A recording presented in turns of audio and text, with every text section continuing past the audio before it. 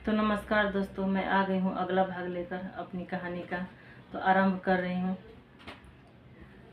वह सेठ किसान वह किसान सेठ से विनती करने लगता है। जो किसान था वो सेठ से विनती करने लगता है कि मालिक, मुझे कुछ दिन का और समय दे दो ताकि मैं आपका पैसा जुटाकर आपका ब्याज सहित लौटा सकूं। लेकिन वह मानता नहीं, उससे जिद करने लगता है कि नहीं, मुझे मेरा दिया हुआ पैसा पूरा वापस चाहिए, दे दो। सेठ के दिए हुए वचन से पूरा 12 महीने पूरे हो जाते हैं। वो अपना रुपया लेने के लिए उसके दरवाजे पर आकर खड़ा हो जाता है, शोरगुल और हंगामा चालू कर देता है। इधर किसान उससे विनती कर कर के थक जाता है, पर वो अपने ही जगह ज्यों का त्यों अड़ा रहता है। उसके ऊपर कोई असर नहीं होता है। वो रूखे आवाज में उससे कहने लगता है कि तो ठीक है, अपना सारा जमीन मेरे हवाले कर दो, नहीं तो तुम सब मेरे गुलाम बन जाओ। ये सब बातें उसकी पत्नी दरवाजे के आड़ से सुन रही थी। तो उसे लगा कि मैं शायद किसान सेठ से बात करके देखूं। तो वो थोड़ा सा दरवाजे का आड़ लेकर उससे बोलती है कि नहीं मालिक, आप ऐसा मत करिए, कुछ दिन का और समय दे दीजिए ताकि हम लोग आपका पूरा ब्याज सहित पैसा लौटा सके। पर उसके सामने कुछ भी असर नहीं पड़ता है।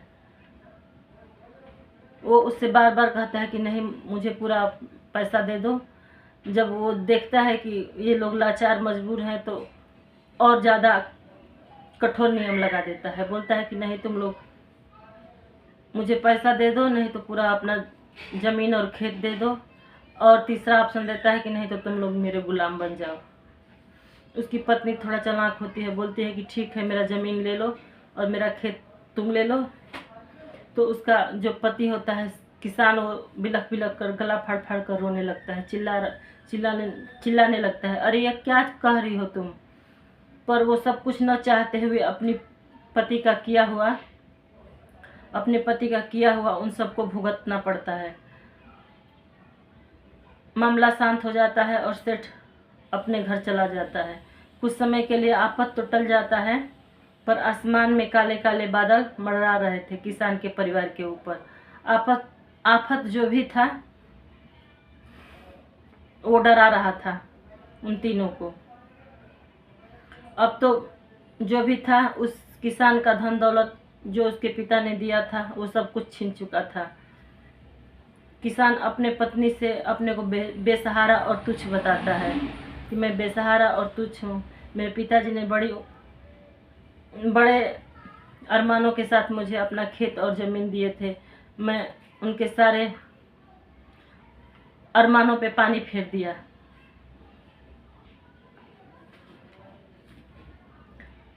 उनके अरमानों पे मैंने पानी फेर दिया, ये तुम क्या किया।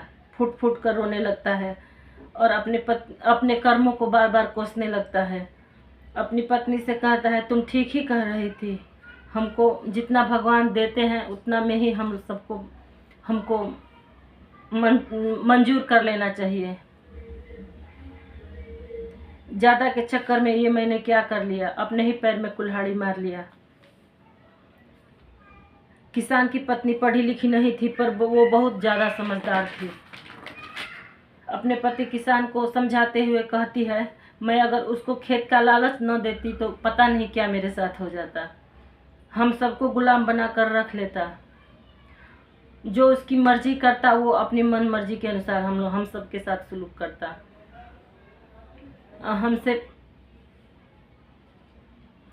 हमसे सब कुछ करवाता, यहाँ तक कि अपनी बिना मर्जी के सांस भी हम लोगों को नहीं लेने देता।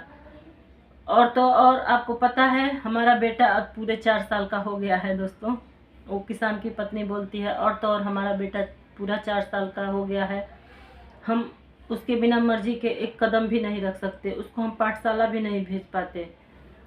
हम जब उसके गुलाम बनते तो अपनी ही मर्जी हमारे लड़के के ऊपर भी चलाता।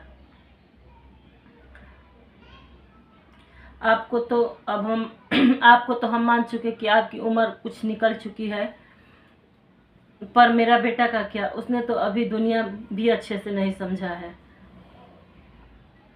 हमारा खेत ले लिया तो क्या हुआ, हम मजदूरी करके और पैसा रुपया जुटा करके उससे खेत भी छुड़ा सकते हैं और अपने बच्चे को अच्छा परवरिश दे सकते हैं और उसको पाठशाला में भी भेज सकते हैं। ये सब बात अपने पति को समझाती है किसान की पत्नी। तो किसान कुछ देर के बाद थोड़ा सा मुस्कुराने लगता है, अपनी पत्नी से कहता है, तुम्हारे पास तो बुद्धि का भंडार है भाई, आज हम इतना बड़ी मुसीबत से बच गए। थोड़ा लंबा उनका वार्तालाप चलता है। थोड़ा लंबा वार्तालाप चलने के बाद किसान की पत्नी उठकर अपनी रसोई में चली जाती है। वो रसोई में कुछ जाकर टटोलने लगती है खाने के लिए कि क्या बनाऊं आज क्या पकाएं हम खाने में। उसके सामने एक चावल का गट्ठर जो हुआ था उसके सामने दिख जाता है, उसी से निकालकर भात बनाती है। फिर क्या था, नून पानी भात तीनों बैठकर बड़ी तसल्ली से खाते हैं। ऐसे उन लोगों को महसूस हो रहा था कि जैसे कितना भार हो सर से उतर गया। 1 महीने हो गए थे किसान को चैन की नींद लिए हुए और चैन की सांस लिए हुए। वो अपने बिस्तर पर जाकर ऐसे पड़ जाता है, उसको जैसे पता नहीं कहाँ चला गया और उसको कब नींद आ जाती है उसको मालूम ही नहीं चलता है। क्या था, यही कुछ समय पहले जो किसान खेत की बुआई करके आया था, तब उसकी आंखों से नींद गायब थी। वो पूरे रात यही सोचता रहा कि फसल क्या अच्छे होंगे, क्या पता कोई आफत तो नहीं आ जाएगी, अच्छे से फसल काट तो लूँगा। इसी सब के चक्कर में वो पूरी रात बिता दिया था। पर आज वही निश्चिंत होकर बेसुध पड़ा अपने चारपाई पे सो रहा था और इधर उसकी पत्नी जो थी वो निश्चिंत होकर सो रही थी। वही आज पूरी रात चिंता के मारे सो नहीं रही है।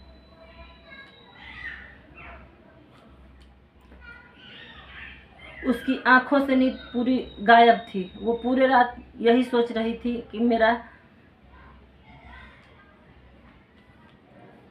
देखो आज हमारे ऊपर कितना बुरा साया मंडरा रहा था, वो मैंने समझदारी के साथ सामना किया, नहीं तो आज क्या हो जाता हमारे साथ, मेरा घर संसार सब लूट जाता। यही सब सोच रही थी किसान की पत्नी और सब बातें जो जीवन में उसे क्या क्या करना चाहिए और क्या क्या होगा पूरा काल्पनिक तौर पर उसको सोचने लगती है और आजमाने की कोशिश भी करती है दोस्तों ज़िंदगी में अपने। उसकी रात कब पूरी हो जाती है उसको पता नहीं चलता। सुबह होने के बाद भी किसान की आंखें नहीं खुलती है। वो किसान जो रोज़ सुबह 4:30 बजे उठकर अपने कामों में लग जाता था, आज वो सारा भार लग रहा था कि उसकी पत्नी ने ले लिया है। सुबह किसान की पत्नी अपने बेटे को नींद से जगाकर अपने सारे कामों में लग जाती है, पर अपने पति किसान को जगाने की हिम्मत उसके अंदर नहीं हुई कि हम अपने पति को जाकर जगा दें। बहुत ही दुखी थी ज़्यादा और परेशान भी थी। वो अपने फैसले पर खुश भी थी क्योंकि उसे नाज था कि आज तो मैंने 3 जिंदगियां बचा लिया, नहीं तो पता नहीं क्या हमारे साथ हो जाता, कितना बुरा होता जिसका वर्णन नहीं किया जा सकता है। इधर सेठ अपने नौकर चाकर लेकर किसान के घर आ धमकता है, कहाँ है रे तू, पूरे खेत का कागज और पत्तर मेरे हवाले कर दे और जमीन का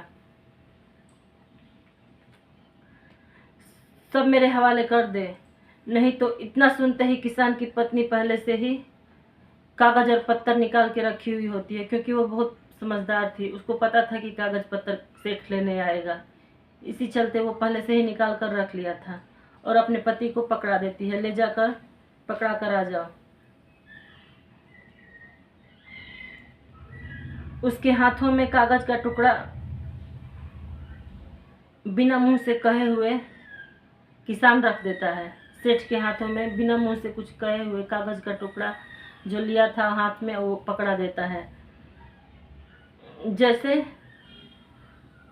जैसे उस कागज़ पत्तर से उसका कोई वास्ता नहीं। उसकी पत्नी ठान लेती है अब हम दोनों को मेहनत मजदूरी करके बच्चे को अच्छा परवरिश और रुपया कुछ जुगाड़ करके अपना खेत और ज़मीन छुड़ा लेना है। तो दोस्तों अब मिलते हैं नेक्स्ट वीडियो में। अगला भाग कल रहेगा। तब तक के लिए विदा लेती हूँ।